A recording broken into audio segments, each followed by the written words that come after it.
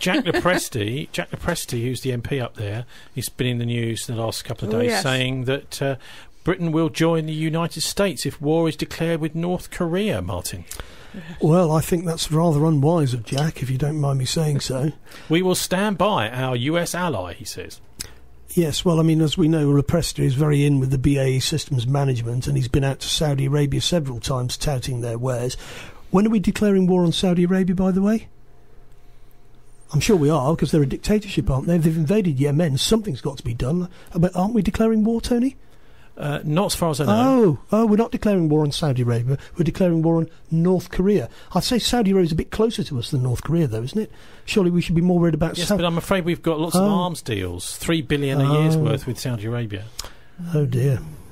We're not selling a lot of arms, apart from... Do you want to tell us about your theory about where these North Korean nuclear weapons came from? It's a long story, but I have Let's have the short version. I have a contact who was involved in selling weapons to South Africa before the apartheid regime came down. And because of these contacts, he's told me that the source of the nuclear material that the North Koreans are using is actually originally South African nuclear weapons, which were supposedly dismantled at the end of apartheid, but through various mechanisms in which senior British people were involved, including Tory ministers. They ended up on the black market and in the hands of North Koreans. The point here being, I suppose, that the people who had these weapons, the AWB and the rest of them, didn't really want black majority rule leaders like Nelson Mandela and Jacob Zuma to get their hands on them. Well, there were originally 10 warheads, which were uranium-based warheads, which had been developed with the help of the Israelis at Pearl Harbor. One of those was exploded over the South Atlantic. That left 9 warheads, and as the changes were taking place in South Africa, Magnus Malan, who was the defence minister, approached the West and said, well, you don't want Nelson Mandela to have these weapons, we don't want him to have them, will you take them off our hands, but you'll have to pay us. And 6 of them were bought by the Americans and shipped to Dayton, Ohio, and dismantled. 3 were bought by a private company called Astra Holdings, which is headed by a guy called... is it Kenneth Stephen Warren? Koch. Oh, no, sorry. Stephen Koch. Is Kenneth Warren involved as well? Kenneth Warren, who used to be the main Tory party fundraiser, yes, he was involved in this deal. They basically bought these weapons from the South African Defence Ministry for 30 grand, and they sold them on to the British for 50 grand. I don't mean 50 grand, 50 million, sorry. That's not a lot of money for I've got confused there. That's a snip. That's a snip.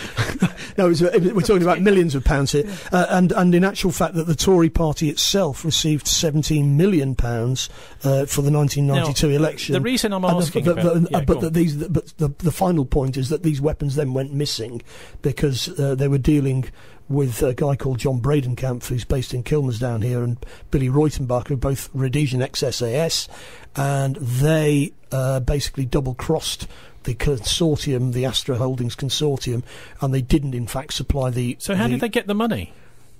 Who got the money? The Conservatives. Well, what happened was that the consortium that bought the weapons via Astra Holdings bought the weapons from the South Africans and then sold them on to the British government, and Margaret Thatcher signed one of the last things she signed was say, well, it's 50 million for this stuff, which didn't specify what it was, but the stuff was never delivered.